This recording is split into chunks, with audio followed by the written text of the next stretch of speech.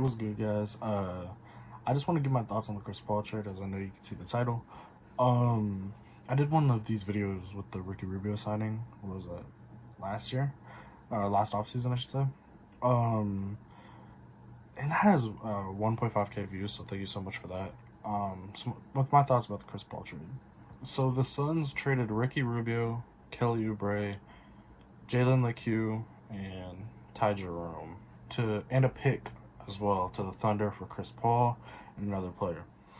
Now with the pick, it is, I think it's top 5 protected or something like that.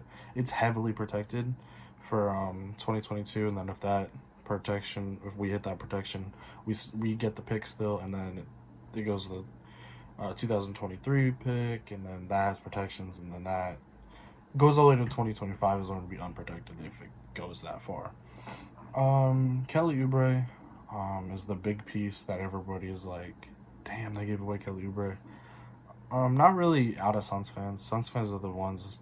Some people like this trade, some people don't like it. Kelly Oubre just quickly became a fan favorite here in Phoenix. I mean, he started the Valley Boys, all that. He just brought a different culture to Phoenix that they didn't have. Brought a different swag to Phoenix that just wasn't there before. He gave great defense. He's an energetic player. He'll dunk on hella people he dunked on Paul George this year. He dunked on Paul Millsap, but that one was crazy because he pump faked in the corner when nobody was near him just to go dunk on his ass. He's a high flyer, left-handed player. Crazy energetic. And that's just something that Phoenix will miss. The energy. I mean, that's why he's a fan favorite. There's other reasons I'm not going to get into, but that's mainly the reason. He's just so energetic. The Valley Boys, all of that. So it sucks to see him go, but I do think the Suns did get better with this trade.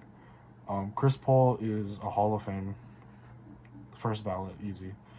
And he's still at an all-star level. He was an all-star last year. He's one of the best playmakers ever. So it'll be good to have him alongside Booker. I think Booker could legitimately lead the league in scoring. I know that's still kind of hard to do because there's Luka and James Harden still. We still know where James Harden's going to end up, so maybe that impacts it.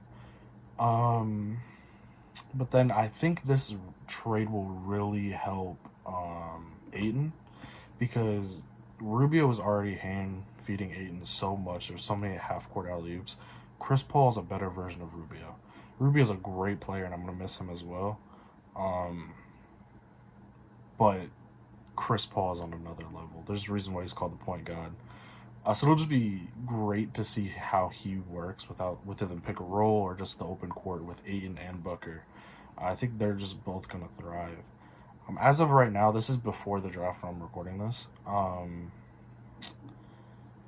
We have the 10th pick, so we'll see what happens with that pick. We might trade, I don't know.